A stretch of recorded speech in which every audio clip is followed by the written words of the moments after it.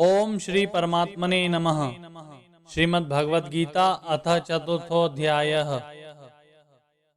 श्री भगवान ने दूसरे अध्याय के 39वें श्लोक में अर्जुन से कहा कि ज्ञान योग में अपने विवेक के अनुसार विचार पूर्वक चलने से जिस समबुद्धि की प्राप्ति होती है उसी को तू कर्मयोग के विषय में सुन। अर्थात कर्मयोग में निष्काम भाव पूर्वक परहितार्थ कर्तव्य कर्म करने से यह समबुद्धि कैसे प्राप्त होती है इसे सुन। एषा ते भी हिता संख्ये बुद्धि योगे त्विमाम शृणु। फिर कर्मयोग का वर्णन करते हुए प्रसंगानुसार अर्जुन ने प्रश्न करने पर स्थित प्रज्ञ के लक्षण बताकर अध्याय का विषय समाप्त किया। तीसरे अध्याय के आरंभ में अर्जुन ने प्रश्न किया कि आपके मत में जब बुद्धि श्रेष्ठ मान्य है तो फिर आप मुझे घोर कर्म में क्यों लगाते हैं। इसके उत्तर में भगवान ने चौथे श्लोक से 29वें श्लोक तक विविध प्रकार से कर्तव्य कर्म करने की आवश्यकता का प्रतिपादन करते हुए सिद्ध किया कि कर्तव्य कर्म करने से ही समबुद्धि प्राप्त होती है।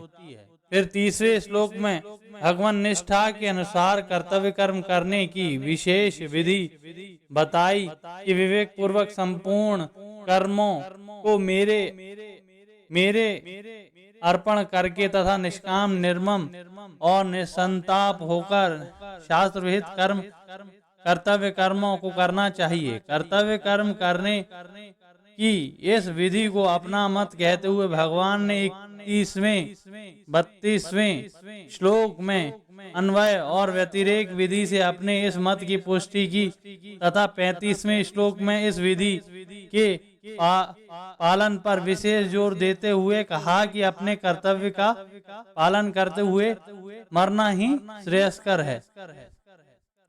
स्वधर्मे निधनम श्रेय। इस पर अर्जुन ने 36वें श्लोक में प्रश्न किया कि मनुष्य न चाहते हुए भी किससे प्रेरित होकर पाप कर बैठता है। इसके उत्तर में भगवान ने काम अर्थात कामना को ही सारे पाप अनर्थों का हेतु बताकर अंत में काम रूप शत्रु को मार डालने की आज्ञा दी। यद्यपि तीसरे अध्याय के 37वें श्लोक में से भगवान लगातार उपदेश दे रहे हैं, तथापि 43वें श्लोक में अर्जुन के प्रश्न का उत्तर समाप्त होने पर महर्षि वेदव्यास जी तीसरे अध्याय की समाप्ति कर देते हैं और नया अध्याय आरंभ कर देते हैं। इससे ऐसा मालूम देता है कि अर्जुन के प्रश्न का उत्तर समाप्त होने पर भगवान कुछ समय के लिए रुक जाते हैं। फिर दूसरे अध्याय के 47वें 48वें श्लोक में जिस कर्मयोग का विषय चल रहा है उसी को चौथे अध्याय के पहले श्लोक में इमम पद से पुनः आरंभ करते हैं। अतः चौथे अध्याय तीसरे अध्याय का ही परिशिष्ट माना जाता है। कर्मयोग में दो बातें मुख्य हैं, कर्तव्य कर्मों का आचरण और कर्तव्य कर्मों के विषय में विशेष जानकारी। अर्जुन कर्मों का स्वरूप से त्याग करना चाहते हैं, इसलिए तीसरे अध्याय के आरंभ में भगवान से कहते हैं कि आप मुझे घोर कर्मों में क्यों लगाते हैं। अतः तीसरे अध्याय में तो भगवान अनेक प्रकार से कर्तव्य कर्मों के आचरण की आवश्यकता पर जोर देते हैं, साथ ही कर्मयोग को समझने की तत्विक बातें भी कहते हैं। परंतु इस चौथे अध्याय में कर्मयोग की तत्विक बातों को समझने पर विशेष जोर देते हुए कर्तव्य कर्मों का पालन करना आवश्यक बताते हैं। तात्पर्य यह है कि तीसरे और चौथे दोनों ही अध्याय में उपर्युक्त दोनों बातें कही गई हैं, किंतु तीसरे अध्याय में कर्तव्य कर्मों के आचरण की बात मुख्य है और चौथे अध्याय में कर्तव्य कर्मों के विषय में समझ की बात मुख्य है। तते कर्म प्रवक्ष्यामि यज्ञात्वा मोक्ष से शुभात्। जो कर्मयोग अनादि होते हुए भी इस भूमंडल पर जानने वाले विशेष पुरुष के न रहने से बहुत काल से लुप्त प्राय हो गया था, उसी कर्मयोग का वर्णन पुनः आरंभ करते हुए भगवान पहले 3 श्लोकों में कर्मयोग की परंपरा बताकर उसकी अनादिता सिद्ध करते हैं। श्री भगवान उवाच इमं विवस्वते योगम प्रोक्तावाह हमव्ययम् विश्वस्वान् मनवे प्राह मनुरिक्ष वा कवे ब्रवीत्। इसकी व्याख्या इस प्रकार है। इमं विवस्वते योगम प्रोक्त्वा नहमव्ययम्, भगवान ने जिन सूर्य, मनु और इक्ष्वाकु राजाओं का उल्लेख किया है वे सभी गृहस्थ थे और उन्होंने गृहस्थ आश्रम में रहते हुए ही कर्मयोग के द्वारा परम सिद्धि प्राप्त की थी। अतः यहाँ के इमं अव्ययम योगम पदों का तात्पर्य पूर्व प्रकरण के अनुसार तथा राज परंपरा के अनुसार कर्मयोग लेना ही उचित प्रतीत होता है। यद्यपि पुराणों में और उपनिषदों में भी कर्मयोग का वर्णन आता है, तथापि वह गीता में वर्णित कर्मयोग के समान संगोपांग और विस्तृत नहीं है। गीता में भगवान ने विविध युक्तियों से कर्मयोग का सरल और संगोपांग विवेचन किया है। कर्मयोग का इतना विशद वर्णन पुराणों और उपनिषदों में देखने में नहीं आता। भगवान नित्य है और उसका अंश जीवात्मा भी नित्य है तथा भगवान के साथ जीव का संबंध भी नित्य है। अतः भगवत प्राप्ति के सब मार्ग, योग मार्ग, ज्ञान मार्ग, भक्ति मार्ग आदि भी नित्य हैं। यहाँ अव्ययम पद से भगवान कर्मयोग की नित्यता का प्रतिपादन करते हैं। परमात्मा के साथ जीव का स्वतः सिद्ध संबंध नित्य योग है। जैसे पतिव्रता स्त्री को पति से होने के लिए करना कुछ नहीं पड़ता क्योंकि वह पति तो है ही, ऐसे ही साधक को परमात्मा का होने के लिए करना कुछ नहीं पड़ता, वह तो परमात्मा का है ही। परंतु अनित्य क्रिया, पदार्थ, घटना आदि के साथ जब वह अपना संबंध मान लेता है उसे नित्य योग अर्थात परमात्मा के साथ अपने नित्य संबंध का अनुभव नहीं होता। अतः उस अनित्य के साथ माने हुए संबंध को मिटाने के लिए कर्मयोगी शरीर, इंद्रियां, मन, बुद्धि आदि मिली हुई समस्त वस्तुओं को संसार की ही मानकर संसार की सेवा में लगा देता है। यह मानना है कि जैसे धूल का छोटे से छोटा कण भी विशाल पृथ्वी का ही एक अंश है, ऐसे ही यह शरीर भी विशाल ब्रह्मांड का ही एक अंश है। ऐसे मानने से कर्म तो संसार के लिए ही होंगे पर योग, नित्य योग अपने लिए होगा, अर्थात नित्य योग का अनुभव हो जाएगा। भगवान विवस्वते प्रोक्तावान पदों से साधकों को मानो यह लक्ष्य कराते हैं कि जैसे सूर्य सदा चलते ही रहते हैं अर्थात कर्म करते ही रहते हैं और सबको प्रकाशित करने पर भी स्वयं निर्लिप्त रहते हैं, ऐसे ही साधकों को भी प्राप्त परिस्थिति के अनुसार अपने कर्तव्य कर्म का पालन स्वयं करते रहना चाहिए। गीता 3 अध्याय का 19वां श्लोक और दूसरे को भी कर्मयोग की शिक्षा देकर लोग संग्रह करते रहना चाहिए पर स्वयं उनसे निर्लिप्त रहना चाहिए। सृष्टि में सूर्य सबके आदि हैं। सृष्टि की रचना के समय भी सूर्य जैसे पूर्व कल्प थे वैसे ही प्रकट हुए। उन सूर्य को भगवान ने अविनाशी कर्मयोग का उपदेश दिया। इससे सिद्ध हुआ कि भगवान सबके आदि गुरु हैं, साथ ही कर्मयोग भी अनादि है। भगवान अर्जुन से मानो यह कहते हैं कि तुम्हें जो कर्मयोग की बात बता रहा हूँ वह कोई आज की नई बात नहीं है। जो योग सृष्टि के आदि से अर्थात सदा से है उसी योग की बात मैं तुम्हें बता रहा हूँ। भगवान ने सृष्टि के आदिकाल से सूर्य को कर्म योग का उपदेश क्यों दिया? सृष्टि के आरंभ में भगवान ने सूर्य को ही कर्म योग का वास्तविक अधिकारी जानकर उन्हें सर्वप्रथम इस योग का उपदेश दिया। सृष्टि जो सर्वप्रथम उत्पन्न होता है उसे ही उपदेश दिया जाता है। जैसे ब्रह्मा जी ने सृष्टि के आदि में प्रजाओं में उपदेश दिया। उपदेश देने का तात्पर्य है कर्तव्य का ज्ञान कराना। सृष्टि में सर्वप्रथम सूर्य की उत्पत्ति हुई, फिर सूर्य से समस्त लोग उत्पन्न हुए। सबको उत्पन्न करने वाले सूर्य को सर्वप्रथम कर्मयोग का उपदेश देने का अभिप्राय उनसे उत्पन्न संपूर्ण सृष्टि को परंपरा से कर्मयोग सुलभ करा देना था। सूर्य संपूर्ण जगत के नेत्र हैं, उनसे ही सबको ज्ञान प्राप्त होता है एवं उनके उदित होने पर प्रायः समस्त प्राणी जागृत हो जाते हैं और अपने अपने कर्मों में लग जाते हैं। सूर्य से ही मनुष्यों में कर्तव्य परायणता आती है। सूर्य को संपूर्ण जगत की आत्मा भी कहा जाता है। सूर्य आत्मा जगतस्तुष्यश्च। अतः सूर्य जो उपदेश प्राप्त होगा वह संपूर्ण प्राणियों को भी स्वतः प्राप्त हो जाएगा। इसलिए भगवान ने सर्वप्रथम सूर्य को ही उपदेश दिया।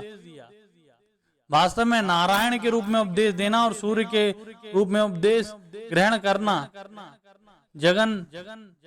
भगवान की एक लीला ही समझनी चाहिए, जो संसार के हित के लिए बहुत आवश्यक थी। जिस प्रकार अर्जुन महान ज्ञानी नर ऋषि के अवतार थे, परंतु लोक संग्रह के लिए उन्होंने भी उपदेश लेने की आवश्यकता हुई, ठीक उसी प्रकार भगवान ने स्वयं ज्ञान स्वरूप सूर्य को उपदेश दिया, जिसके फलस्वरूप संसार का महान उपकार हुआ। ऐसा हो रहा है कि और होता रहेगा। कर्मयोग गृहस्थों की खास विधा है। ब्रह्मचर्य, गृहस्थ, वनप्रस्थ और सन्यासी, इन चारों आश्रमों में गृहस्थ आश्रम ही मुख्य है, क्योंकि गृहस्थ आश्रम से ही अन्य आश्रम बनते हैं और पलते हैं। मनुष्य गृहस्थ आश्रमों में रहते हुए ही अपने कर्तव्य कर्मों का पालन करते सुगमता पूर्वक परम प्राप्ति कर सकता है। उसे परमात्मा प्राप्ति के लिए आश्रम बदलने की जरूरत नहीं है। भगवान ने सूर्य, मनु, इक्ष्वाकु आदि राजाओं का नाम लेकर यह बताया कि कल्प के आदि में गृहस्थों ने ही कर्मयोग की विधा को जाना और गृहस्थ आश्रम में रहते हुए ही उन्होंने कामनाओं का नाश करके परमात्म तत्व को प्राप्त किया। स्वयं भगवान श्री कृष्ण और अर्जुन भी गृहस्थ थे, इसलिए भगवान अर्जुन के माध्यम से मानव संपूर्ण गृहस्थों को सावधान करते हैं कि तुम लोग अपने घर की विधा कर्मयोग का पालन करके घर में रहते हुए ही परमात्मा को प्राप्त कर सकते हो। तुम्हें दूसरी जगह जाने की जरूरत नहीं है। गृहस्थ होने पर भी अर्जुन प्राप्त कर्तव्य कर्म को छोड़कर भिक्षा के अन्न से जीविका चलाने को श्रेष्ठ मानते हैं, अर्थात अपने कल्याण के लिए गृहस्थ आश्रम की अपेक्षा संन्यास आश्रम को श्रेष्ठ समझते हैं। इसलिए उपयुक्त पदों में भगवान मानो यह बताते हैं कि तुम भी राजघराने के श्रेष्ठ गृहस्थ हो। कर्मयोग तुम्हारे घर की खास विधा है, इसलिए इसी का पालन करना तुम्हारे लिए श्रेयस्कर है। सन्यासी के द्वारा जो परमात्म तत्व प्राप्त किया जाता है वह तत्व कर्मयोगी गृहस्थ आश्रम में रहकर भी स्वाधीनता पूर्वक प्राप्त कर सकते हैं। अतः कर्मयोग गृहस्थों की तो मुख्य विधा है, पर सन्यास आदि अन्य आश्रम वाले भी इसका पालन करके परमात्म तत्व को प्राप्त कर सकते हैं। अतः प्राप्त परिस्थिति का सदुपयोग ही कर्मयोग है। अतः कर्मयोग का पालन किसी भी वर्ण, आश्रम, संप्रदाय, देश, काल आदि में किया जा सकता है। किसी विधा में श्रेष्ठ और प्रभावशाली पुरुष का नाम लेने से उस विधा की महिमा प्रकट होती है, जिससे दूसरे लोग भी वैसा करने के लिए उत्साहित होते हैं। जिन लोगों में हृदय में सांसारिक पदार्थों का महत्व है, उन पर ऐश्वर्यशाली राजाओं का अधिक प्रभाव पड़ता है। इसलिए भगवान सृष्टि के आदि में होने वाले सूर्य तथा मनु आदि प्रभावशाली राजाओं के नाम लेकर कर्मयोग का पालन करने की प्रेरणा करते हैं। क्रियाओं और पदार्थों में राग होने से, अर्थात उनके साथ अपना संबंध मानने से कर्मयोग नहीं हो पाता। गृहस्थ में रहते हुए भी सांसारिक भोगों से अरुचि, उपरति अथवा कामना का भाव होती है। किसी भी भोग को भोगो, अंत में उस भोग से अरुचि अवश्य उत्पन्न होती है। यह नियम है। आरंभ में भोग की जितनी रुचि करती है, भोग भोगने के समय वह उतनी नहीं रह जाती, अपितु क्रमशः घटते घटते समाप्त हो जाती है। जैसे मिठाई खाने के आरंभ में उसकी जो रुचि होती है वह उसे खाने के साथ साथ घटती चली जाती है और अंत में उससे अरुचि हो जाती है, परंतु मनुष्य भूल कर यह करता है कि वह उस अरुचि को महत्व देकर उसे स्थायी नहीं बनाता। वह अरुचि को ही तृप्ति फल मान लेता है, परंतु वास्तव में अरुचि में थकावट अर्थात भोगने की शक्ति का अभाव ही होता है। जिस रुचि या कामना किसी भी समय अभाव होता है, वह रुचि या कामना वास्तव में स्वयं की नहीं होती। जिससे कभी भी अरुचि होती है, उससे हमारा वास्तविक संबंध नहीं होता। जिससे हमारा वास्तविक संबंध है, उस सत्स्वरूप परमात्मा तत्व की ओर चलने में कभी अरुचि नहीं होती, अपितु रुचि बढ़ती ही जाती है। यहाँ तक कि परमात्मा तत्व की प्राप्ति होने पर भी प्रेम के रूप में वह रुचि बढ़ती ही रहती है। स्वयं भी सत्स्वरूप है, इसलिए अपने अभाव की रुचि भी किसी की नहीं होती। कर्म, करण और उपकरण ये तीनों ही उत्पन्न और नष्ट होने वाले हैं। फिर इनसे मिलने वाला फल कैसे नित्य होगा? वह तो नाशवान ही होगा। अविनाशी की प्राप्ति से जो तृप्ति होती है, पर नाशवान फल की प्राप्ति से कैसे हो सकती है? इसलिए साधक को कर्म, करण और उपकरण तीनों ही संबंध विच्छेद करना है। इससे संबंध विच्छेद तभी होगा जब साधक अपने लिए कुछ नहीं करेगा, अपने लिए कुछ नहीं चाहेगा और अपना कुछ नहीं मानेगा, अपितु अपने कहलाने वाले कर्म, करण और उपकरण इन तीनों से अपना संबंध विच्छेद करने के लिए इन्हें संसार का ही मानकर संसार की ही सेवा में लगा देगा। कर्म करते हुए भी कर्मयोगी की कर्मों में कामना, ममता और आसक्ति नहीं होती, अपितु उनमें प्रीति और तत्परता होती है। कामना, ममता तथा आसक्ति अपवित्रता करने वाली है और प्रीति तथा तत्परता पवित्रता करने वाली है। कामना, ममता तथा आसक्ति पूर्वक किसी भी कर्म को करने से अपना पतन और पदार्थों का नाश होता है तथा उस कर्म की बार बार याद आती है, अर्थात उस कर्म से संबंध बना रहता है। परंतु प्रीति तथा तत्परता पूर्वक कर्म करने से अपनी उन्नति और पदार्थों का सदुपयोग होता है, नाश नहीं, तथा उस कर्म की पुनः याद भी नहीं आती, अर्थात उन कर्मों से संबंध विच्छेद हो जाता है। इस प्रकार कर्मों से सर्वथा संबंध विच्छेद होते ही नित्य प्राप्त स्वरूप अपना परमात्म तत्व का अनुभव हो जाता है।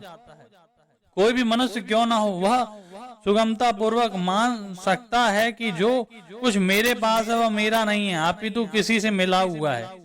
जैसे शरीर माता पिता से मिला हुआ, विद्या योग्यता गुरुजनों से मिली है इत्यादि। तात्पर्य यह है कि एक दूसरे की सहायता से ही सबका जीवन चलता है। धनी से धनी व्यक्ति का जीवन भी दूसरे की सहायता के बिना नहीं चल सकता। हमने किसी से लिया है तो किसी को देना है, किसी की सहायता करना है, सेवा करना है, हमारा भी परम कर्तव्य है। इसी का नाम कर्म योग है। इसका पालन मनुष्य मात्र कर सकता है और इसके पालन में कभी लेश मात्र भी असमर्थता या पराधीनता नहीं है। कर्तव्य उसे कहते हैं जिससे सुखपूर्वक कर सकते हैं, जिसे आवश्यक करना चाहिए, अर्थात जो करने योग्य है और जैसे करने से उद्देश्य की सिद्धि अवश्य होती है। जो नहीं कर सकते उसे करने की जिम्मेवारी किसी पर नहीं है और जिसे नहीं करना चाहिए उसे करना ही नहीं है। जिसे नहीं करना चाहिए उसे न करने से दो अवस्थाएं स्वतः आती हैं, निर्विकल्प अवस्था अर्थात कुछ न करना अथवा जिसे करना चाहिए उसे करना। कर्तव्य सदा निष्काम भाव से एवं परहित की दृष्टि से किया जाता है। सकाम भाव से किया गया कर्म बंधन कारक होता है, इसलिए उसे करना ही नहीं है। निष्काम भाव से किया जाने वाला कर्म फल की कामना से रहित होता है, उद्देश्य से रहित नहीं। उद्देश्य रहित चेष्टा तो पागल की होती है।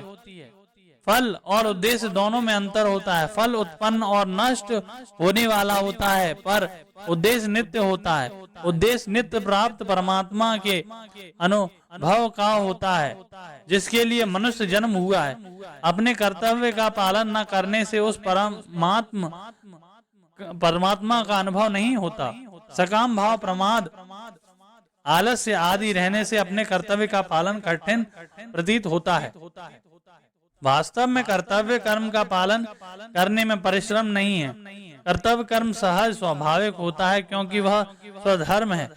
परिश्रम तब होता है जब अहंता, आसक्ति, ममता, कामना से युक्त होकर अर्थात अपने लिए कर्म करते हैं। इसलिए भगवान ने राजस कर्म को परिश्रम युक्त बताया है। गीता के 18वें अध्याय का 24वां श्लोक। जैसे भगवान के द्वारा प्राणी मात्र का हित होता है, ऐसे ही भगवान की शक्ति भी प्राणी मात्र के हित के में निरंतर लगी हुई है। जिस प्रकार आकाशवाणी केंद्र के द्वारा प्रसारित विशेष शक्ति युक्त ध्वनि सब जगह फैल जाती है, पर रेडियो के द्वारा जिस नंबर पर उस ध्वनि से एकता सजातीयता होती है, उस नंबर पर वह ध्वनि पकड़ में आ जाती है। इसी प्रकार जब कर्मयोग स्वार्थ भाव का त्याग करके केवल संसार मात्र के हित के लिए भाव से ही समस्त कर्म करता है, तब भगवान की सर्वव्यापी हितैषिणी शक्ति उसकी एकता हो जाती है और उसके कर्म में विलक्षणता आ जाती है। भगवान की शक्ति से एकता होने से उसमें भगवान की शक्ति ही काम करती है। उस शक्ति के द्वारा ही लोगों का हित होता है। इसलिए कर्तव्य कर्म करने में ना तो कोई बाधा लगती है और ना ही परिश्रम का अनुभव होता है। कर्मयोग में पराश्रय की भी आवश्यकता नहीं है। जो परिस्थिति प्राप्त हो जाए उसी में कर्मयोग का पालन करना है। कर्मयोग के अनुसार किसी के कर्म में आवश्यकता पड़ने पर सहायता कर देना सेवा है। जैसे किसी की गाड़ी खराब हो गई और वह उसे धक्का देने की कोशिश कर रहा है, अतः हम भी इस काम में उसकी सहायता करें तो यह सेवा है। जो जानबूझकर कार्य की खोज कर सेवा करता है वह कर्म करता है, सेवा नहीं, क्योंकि ऐसा करने से उसका उद्देश्य परमार्थिक न रहकर लौकिक हो जाता है। सेवा वह है जो परिस्थिति के अनुरूप हो जाए। कर्मयोगी ना तो परिस्थिति बदलता है ना ही परिस्थिति ढूंढता है, वह तो प्राप्त परिस्थिति का सदुपयोग करता है। प्राप्त परिस्थिति का सदुपयोग ही कर्मयोग है। एवं परंपरा प्राप्ति मिमं राजर्षियो विदु स काले नेह महता योगो नष्टा परंतप। इसकी व्याख्या इस प्रकार है। सूर्य, मनु, इक्ष्वाकु आदि राजाओं ने कर्मयोग को भली भांति जानकर उसका स्वयं भी आचरण किया और प्रजा से भी वैसा आचरण कराया। इस प्रकार राजर्षियों में इन कर्मयोग की परंपरा चली। यह राजाओं की खास विधा है, इसलिए प्रत्येक राजा को यह विद्या जाननी चाहिए। इसी प्रकार परिवार, समाज, गांव आदि के जो मुख्य व्यक्ति हैं उन्हें भी यह विधा अवश्य जाननी चाहिए। प्राचीन काल में कर्मयोग को जानने वाले राजा लोग राज्य के भोगों में आसक्त हुए बिना सुचारू रूप से राज्य का संचालन करते थे। प्रजा के हित में उनकी स्वाभाविक प्रवृत्ति रहती थी। सूर्यवंशी राजाओं के विषय में महाकवि कालिदास लिखते हैं, प्रजा न सेव भूत्यर्थ स ताभ्यो बलिम ग्रहित सहस्त्र गुण मुक्तु मादत्ते हिम रसम रवि। वे राजा लोग अपनी प्रजा के हित के लिए प्रजा से उसी प्रकार कर लिया करते थे जिस प्रकार सहस्त्र गुना बनकर बरसाने के लिए ही सूर्य पृथ्वी से जल लिया करते हैं। तात्पर्य की यह है कि राजा लोग प्रजा से कर आदि के रूप में लिए गए धन को प्रजा के हित में ही लगा देते थे। अपने स्वार्थ में थोड़ा भी खर्च नहीं करते थे। अपने जीवन निर्वाह के लिए वे अलग खेती आदि काम करवाते थे। कर्मयोग का पालन करने का कारण उन राजाओं को विलक्षण ज्ञान तथा भक्ति स्वतः प्राप्त थी। यही कारण था कि प्राचीन काल में बड़े बड़े ऋषि भी ज्ञान प्राप्त करने के लिए उन राजाओं के पास जाया करते थे। श्री वेद व्यास जी के पुत्र सुखदेव जी भी ज्ञान प्राप्ति के लिए राजश्री जनक के पास गए। छंदोग्योपनिषद के 5वें अभ्यास में भी आता है कि ब्रह्म विद्या सीखने के लिए 6 ऋषि एक साथ महाराज अश्वपति के पास गए थे। उस प्रसंग में महाराज अश्वपति ये वचन ध्यान देने योग्य हैं। न में तेनो जनपदे न कर्दयो न मधपः नाना हित गृह न वेधत्र वैरिष्णी कुतः। मेरे राज्य में ना तो कोई चोर है, ना कोई कृपण है, ना कोई मदरा पीने वाला है और ना कोई अग्निहोत्र करने वाला है, और ना कोई अविद्वान है, और ना कोई परस्त्री गामी है, फिर उल्टा स्त्री तो होगी ही कैसे। इस प्रकार तीसरे अध्याय के 20वें श्लोक में जनक आदि राजाओं को यहाँ सूर्य, मनु, इक्ष्वाकु आदि राजाओं को कर्मयोगी बताकर भगवान अर्जुन को मानो यह लक्ष्य कराते हैं कि गृहस्थ और क्षत्रिय दोनों होने के नाते तुम्हें भी अपने पूर्वजों वंश परंपरा के अनुसार कर्मयोग का पालन अवश्य करना चाहिए। गीता चौथे अध्याय का 15वां श्लोक। इसके अलावा अपने वंश की बात, कर्मयोग की विधा अपने में आनी सुगम भी है, इसलिए आनी ही चाहिए। परमात्मा नित्य है और उसकी प्राप्ति के लिए साधन कर्मयोग, ज्ञान योग, भक्ति योग आदि भी परमात्मा के द्वारा निश्चित किए होने से नित्य हैं, अतः इनका कभी अभाव नहीं होता, न भावो विधते सतः।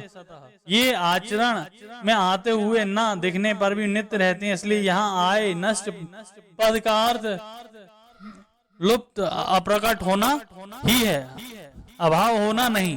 पहले श्लोक में कर्मयोग को अव्ययम अर्थात अविनाशी कहा है, अतः यहाँ नष्ट पद का अर्थ यदि कर्मयोग का भाव माना जाए तो दोनों ओर से विरोध उत्पन्न होगा ही कि यदि कर्मयोग अविनाशी है तो उसका भाव कैसे हो गया, और यदि इसका भाव हो गया तो वह अविनाशी कैसे।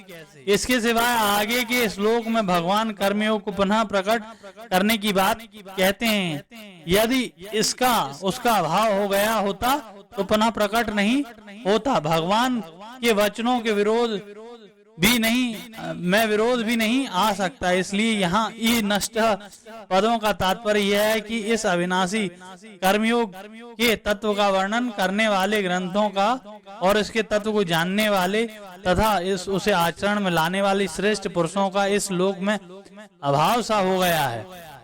जहाँ से जो बात कही जाती है वहां से वह परंपरा से जितनी दूर चली जाती है उतनी ही उसमें स्वतः अंतर पड़ता चला जाता है। यह नियम है। भगवान कहते हैं कि कल्प के आदि में मैंने यह कर्मयोग सूर्य से कहा था, फिर परंपरा से इसे राजश्रियों ने जाना, अतः इसमें अंतर पड़ता ही गया और बहुत समय बीत जाने से अब यह योग इस मनुष्य लोक से लुप्त प्राय हो गया है। यही कारण है कि वर्तमान में इस कर्मयोग की बात सुनने तथा देखने में बहुत कम आती है। कर्मयोग का आचरण लुप्त प्राय होने पर भी उसका सिद्धांत सदैव रहता है, क्योंकि इस सिद्धांत को अपनाए बिना किसी भी योग का निरंतर साधन नहीं हो सकता। कर्म जो मनुष्य मात्र को करने ही पड़ते हैं। हाँ, ज्ञान योगी विवेक के द्वारा कर्मों को नाशवान मानकर कर्मों से संबंध विच्छेद करता है और भक्ति योगी कर्मों की भगवान के अर्पण करके कर्मों से संबंध विच्छेद करता है। अतः ज्ञान योगी और भक्ति योगी को कर्मों का सिद्धांत तो अपनाना ही पड़ेगा, भले ही कर्मयोग का अनुष्ठान ना करें। तात्पर्य यह है कि वर्तमान में कर्मयोग लुप्त प्राय होने पर भी सिद्धांत के रूप में विद्यमान ही है। वास्तव में देखा जाए तो कर्मयोग में कर्म लुप्त नहीं हुआ है, अपितु योग ही लुप्त हुआ है। तात्पर्य यह है कि जैसे संसार के पदार्थ कर्म करने से मिलते हैं, ऐसे ही परमात्मा भी कर्म करने से मिलेंगे। यह बात साधक को अंतःकरण में इतनी दृढ़ता से बैठ गई कि परमात्मा नित्य प्राप्त है, इस वास्तविकता की ओर उसका ध्यान ही नहीं जा रहा है। कर्म सदैव संसार के लिए होते हैं और योग सदैव अपने लिए होता है। योग के लिए कर्म करना नहीं होता, वह तो स्वतः सिद्ध है। अतः योग के लिए वह यह मान लेना कि वह कर्म करने से होगा, यही योग का लुप्त होना है। मनुष्य शरीर कर्मयोग का पालन करने के लिए अर्थात दूसरों की निस्वार्थ सेवा करने के लिए मिला है, परंतु आज मनुष्य रात दिन अपने सुख सुविधा सम्मान आदि की प्राप्ति में लगा हुआ है। स्वार्थ के अधिक बढ़ जाने के कारण दूसरों की सेवा की तरफ उसका ध्यान ही नहीं है। इस प्रकार जिसके लिए मनुष्य शरीर मिला है उसे भूल जाना ही कर्मयोग का लुप्त होना है। मनुष्य सेवा के द्वारा पशु पक्षी से लेकर मनुष्य, देवता, पितर, ऋषि, संत, महात्मा और भगवान को अपने वश में कर सकता है, परंतु सेवा भाव को भूलकर मनुष्य स्वयं भोगों के वश में हो गया है, जिसका परिणाम नरकों में तथा 84 लाख योनियों में पड़ जाना है। यही कर्मयोग का छिपना है। स एवायाम मया तो योग रोक्ता पुरातन भक्तोसी में सखा चेति रहस्यम होत दुत्तमम। इसकी व्याख्या इस प्रकार है। भगवान अर्जुन भगवान को अपने प्रिय सखा पहले से ही मानते थे, पर भक्त अभी हुए हैं। अर्थात अर्जुन सखा भक्त तो पुराने हैं, पर दास भक्त नए हैं। आदेश या उपदेश दास अथवा शिष्य को ही दिया जाता है, सखा को नहीं। अर्जुन अब भगवान की शरण में हुए, तभी भगवान का उपदेश आरंभ हुआ।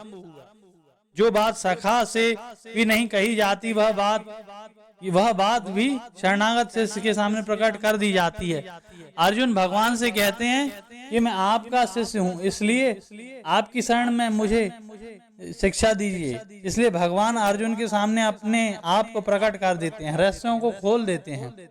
अर्जुन का भगवान के प्रति बहुत विशेष भाव था, तभी तो उन्होंने वैभव तथा अस्त्र शस्त्रों से सुसज्जित नारायणी सेना का त्याग करके निशस्त्र भगवान को अपने सारथी के रूप में स्वीकार किया।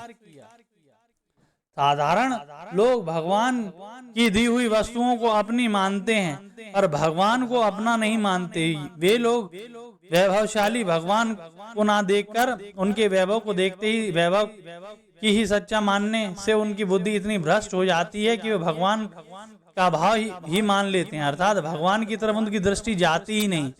कुछ लोग वैभव की प्राप्ति के लिए ही भगवान का भजन करते हैं। भगवान को चाहने से तो वैभव भी पीछे आ जाता है, पर वैभव को चाहने से भगवान नहीं आ सकते। वैभव तो भगवान भक्त के चरणों में लौटता है, परंतु सच्चे भक्त वैभव की प्राप्ति के लिए भगवान का भजन नहीं करते। वे वैभव को नहीं चाहते, अपितु भगवान को ही चाहते हैं। वैभव को चाहने वाले मनुष्य वैभव के भक्त दास होते हैं, और भगवान को चाहने वाले मनुष्य भगवान के भक्त होते हैं। अर्जुन ने वैभव नारायणी सेना का त्याग करके केवल भगवान को अपनाया, तो युद्ध क्षेत्र में भीष्म, द्रोण, युधिष्ठिर आदि महापुरुषों के रहते हुए भी गीता का महान दिव्य उपदेश केवल अर्जुन को ही प्राप्त हुआ, और बाद में राज्य भी अर्जुन को मिल गया। इन पदों का तात्पर्य है कि मैंने कर्मयोग को पूर्णतया कह दिया, अपितु यह तात्पर्य है कि जो कुछ कहा है वह पूर्ण है। आगे भगवान जन्म के विषय में अर्जुन के द्वारा किए गए प्रश्न का उत्तर देते हैं। अर्जुन पुनः उसी कर्मयोग का वर्णन आरंभ किया है। भगवान ने पुनः उसी कर्मयोग का वर्णन आरंभ किया है। भगवान कहते हैं कि सृष्टि के आदि में मैंने सूर्य से प्रति जो कर्मयोग कहा था, वह आज मैंने तुमसे कहा है। बहुत समय बीत जाने पर वह योग अप्रकट हो गया था, और मैं भी अप्रकट ही था। अब मैं भी अवतार लेकर प्रकट हुआ हूँ, और योग जो भी पुनः प्रकट किया था। अतः अनादिकाल से जो कर्मयोग मनुष्यों को कर्म बंधन से मुक्त करता आ रहा है, वह आज भी उन्हीं कर्म बंधनों से मुक्त कर देगा। जिस प्रकार 18वें अध्याय के 66वें श्लोक में भगवान ने अर्जुन के सामने सर्वोत्तम बात प्रकट की थी, तू मेरी शरण में आ जा, मैं तुझे संपूर्ण पापों से मुक्त कर दूंगा, उसी प्रकार यहाँ उत्तम रहस्य प्रकट करते कि मैंने ही सृष्टि की आदि में सूर्य को उपदेश दिया था, और वहाँ मैं आज तुझे उपदेश दे रहा हूँ। भगवान अर्जुन से मानो यह कहते हैं कि तेरे सारथी बनकर, तेरी आज्ञा का पालन करने वाला होकर भी मैं आज तुझे वही उपदेश दे रहा हूँ, जो उपदेश मैंने सृष्टि के आदि सूर्य को दिया था। मैं साक्षात वही हूँ, और अभी अवतार लेकर गुप्त रीति से प्रकट हुआ हूँ। यह बहुत रहस्य की बात है। इस रहस्य को आज मैं तेरे सामने प्रकट कर रहा हूँ, क्योंकि तू मेरा भक्त और प्रिय सखा है। साधारण मनुष्य की तो बात ही क्या है, साधक की दृष्टि भी उपदेश की ओर अधिक और उपदेष्टा की ओर कम जाती है। इस प्रसंग को पढ़ने सुनने पर उपदिष्ट योग पर जो दृष्टि जाती है, वह उपदिष्ट भगवान श्री कृष्ण ही आदि नारायण है। इस पर प्राय दृष्टि नहीं जाती। जो बात साधारणतः पकड़ में नहीं आती, वह रहस्य की होती है। भगवान यहाँ रस्म पद को अपना परिचय देते हैं, जिसका तात्पर्य कि साधक की दृष्टि सर्वथा भगवान की ओर ही रहनी चाहिए। अपने आप को आदि उपदेष्ट कहकर भगवान अपने को मानव मात्र का गुरु प्रकट करते हैं। नाटक खेलते समय मनुष्य जनता के सामने अपने असली स्वरूप को प्रकट नहीं करता, पर किसी आत्मीय जन के सामने अपने को प्रकट भी कर देता है। ऐसे ही मनुष्य अवतार के समय भी भगवान अर्जुन के सामने अपना ईश्वर भाव प्रकट कर देते हैं, अर्थात जो बात छिपाकर रखनी चाहिए वह बात प्रकट कर देते हैं। यह उत्तम रहस्य है। कर्मयोग भी उत्तम रहस्य माना जा सकता है। जिन कर्मों से जीव बंधता है उन्हीं कर्मों से उसकी मुक्ति हो जाती है। यह उत्तम रहस्य है। पदार्थों को अपना मानकर अपने लिए कर्म करने से बंधन होता है, और पदार्थों को अपना न मानकर दूसरों को केवल दूसरों के लिए ही निस्वार्थ भाव पूर्वक सेवा करने से मुक्ति होती है। अनुकूलता, प्रतिकूलता, धनवता, निर्धनता, स्वस्थता, रुग्णता आदि कैसी हो ही परिस्थिति क्यों न हो, प्रत्येक परिस्थिति में इस कर्मयोग का पालन स्वतंत्रता पूर्वक हो सकता है। कर्मयोग में रहस्य की 3 बातें मुख्य हैं। मेरा कुछ नहीं है कारण कि मेरा स्वरूप सत अविनाशी, और जो कुछ मिला है वह सब असत नाशवान है। फिर असत मेरे लिए कैसे हो सकता है? अनित्य का नित्य के साथ संबंध कैसे हो सकता है?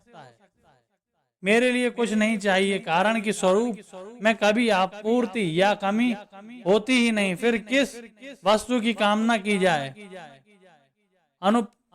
अनुत्पत्र अविनाशी तत्व के लिए उत्पन्न होने वाले नाशवान वस्तु कैसे काम में आ सकती है? अपने लिए कुछ नहीं करना चाहिए।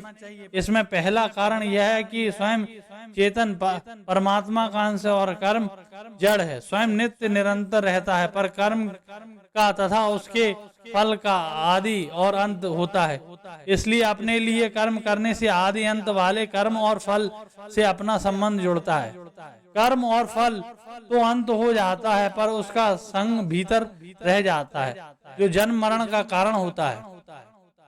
दूसरा कारण है कि यह है कि करने का दायित्व उसी पर आता है जो कर सकता है, अर्थात जिसमें करने की योग्यता है और जो कुछ पाना चाहता है। निष्क्रिय, निर्विकार, परिवर्तनशील और पूर्ण होने के कारण चेतन स्वरूप शरीर के संबंध के बिना कुछ कर ही नहीं सकता। इसलिए यह विधान मानना पड़ेगा कि स्वरूप को अपने लिए कुछ नहीं करना है। तीसरा कारण यह है कि स्वरूप सत और पूर्ण है, अतः उसमें कमी नहीं आती ही नहीं, आने की संभावना भी नहीं। न भावो विदते सतः, कमी न आने के कारण उसमें कुछ पाने की इच्छा भी नहीं होती। इससे स्वतः सिद्ध होता है कि स्वरूप पर करने का दायित्व तो नहीं है, अर्थात अपने लिए कुछ नहीं करना है। कर्मयोग में कर्म तो संसार के लिए होते हैं और योग अपने लिए होता है, परंतु अपने लिए कर्म करने से योग का अनुभव नहीं होता। योग का अनुभव तभी होता है जब कर्मों का प्रवाह पूरा का पूरा संसार की ओर हो जाए। कारण कि शरीर, इंद्रियां, मन, बुद्धि, पदार्थ, धन, संपत्ति आदि जो कुछ भी हमारे पास है वह सब का सब संसार से अभिन्न है, संसार का ही है और उन्हें संसार की सेवा में ही लगाना है। अतः पदार्थ और क्रियारूप संसार से संबंध विच्छेद करने के लिए ही दूसरों के लिए कर्म करना है। यही कर्मयोग है। कर्मयोग सिद्ध होने पर करने का राग, पाने की लालसा, जीने की इच्छा, मरने का भय, यह सब मिट जाते हैं। जैसे सूर्य के प्रकाश में लोग अनेक कर्म करते हैं, पर सूर्य उन कर्मों को अपना कुछ भी संबंध नहीं होता। ऐसे ही स्वयं के प्रकाश में संपूर्ण कर्म होते हैं, पर स्वयं का उनसे कुछ भी संबंध नहीं होता, क्योंकि स्वयं चेतन तथा परिवर्तनशील है और कर्म जड़ तथा परिवर्तनशील। परंतु जब स्वयं भूल से उन पदार्थों तथा कर्मों के साथ थोड़ा सा भी संबंध मान लेता है, अर्थात उन्हें अपने लिए मान लेता है, तो फिर वे कर्म अवश्य ही उसे बांध देते हैं। नियत कर्म किसी भी अवस्था में त्याग न करना तथा नित्य समय पर कर्म के लिए तत्पर रहना ही सूर्य की अपनी विलक्षणता है। कर्मयोगी भी सूर्य की तरह अपने नियत कर्म को नियत समय पर करने के लिए सदा तत्पर रहता है।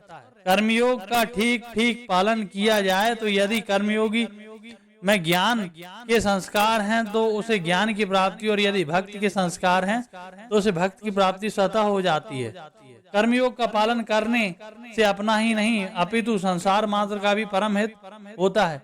दूसरे लोग देखें या ना देखें, समझें या ना समझें, माने या ना माने, अपने कर्तव्य का ठीक ठीक पालन करने से दूसरे लोगों को कर्तव्य पालन की प्रेरणा स्वतः मिलती है। इस प्रकार सबकी सेवा भी हो जाती है।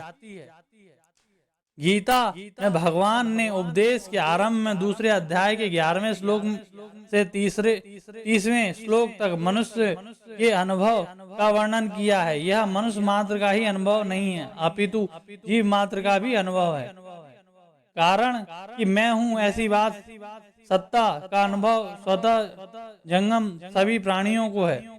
वृक्ष पर्वत आदि भी इसका अनुभव है, पर वे इसे व्यक्त नहीं कर सकते। पशु पक्षियों में तो प्रत्यक्ष देखने में आता है। जैसे पशु अपने आपस में लड़ते हैं तो अपनी सत्ता को लेकर ही लड़ते हैं। यदि अपनी अलग सत्ता का अनुभव न हो तो वे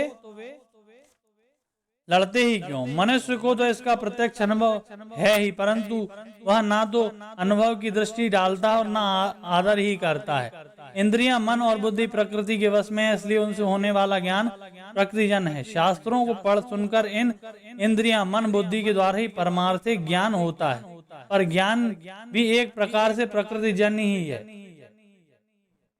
जिसे मनुष्य नहीं चाहते वह प्रतिकूल परिस्थिति पहले किसी अशुभ पाप कर्मों का फल होती है। अतः पाप कर्म तो करना ही नहीं चाहिए। किसी को कष्ट पहुंचे ऐसा काम तो स्वप्न में भी नहीं करना चाहिए। परंतु वर्तमान में पाप कर्म न करने पर भी पुराने पाप कर्मों का फलस्वरूप जब प्रतिकूल परिस्थिति आ जाती है तब अंतःकरण चिंता, शोक, भय आदि भी आ जाते हैं। इसका कारण यह है कि हमने चिंता, शोक को अधिक परिचित बना लिया है। जैसे बिक्री की हुई गाय पुराने स्थान से परिचित होने के कारण बार बार वहीं जाती है, परंतु उसे बार बार नए स्थान पर पहुंचा दिया जाता है तो फिर वह पुराने स्थान पर आना छोड़ देती है। ऐसे ही आज अभी यह दृढ़ विचार कर लें कि आने जाने वाली परिस्थिति से संबंध जोड़कर चिंता शोक करना गलती है। यह गलती अब हम नहीं करेंगे तो फिर चिंता शोक आना छोड़ देंगे। विवेक की पूर्ण जागृति न होने पर भी कर्मयोग में एक निश्चयात्मिका बुद्धि रहती है जो अपनी नहीं है। उससे संबंध विच्छेद करना है और सांसारिक सुखों को ना भोग कर केवल सेवा करनी है। यह निश्चयात्मिका बुद्धि के कारण उसके अंतःकरण में सांसारिक सुखों का महत्व नहीं रहता। फिर भोगों में सुख ऐसे भ्रम में कोई डाल नहीं सकता था। इस एक निश्चय को अटल रखने ही उसका कल्याण हो जाता है। सत्संग स्वाध्याय से ऐसी निश्चयात्मिका बुद्धि को बल मिलता है। अतः हर एक साधक को कम से कम ऐसे कल्याणकारी निश्चय अवश्य बना लेना चाहिए। ऐसे निश्चय बनाने में वह स्वाधीन है, कोई पराधीन नहीं है। इसमें किसी की किंचित भी सहायता की आवश्यकता नहीं है, क्योंकि इसमें स्वयं बलवान है।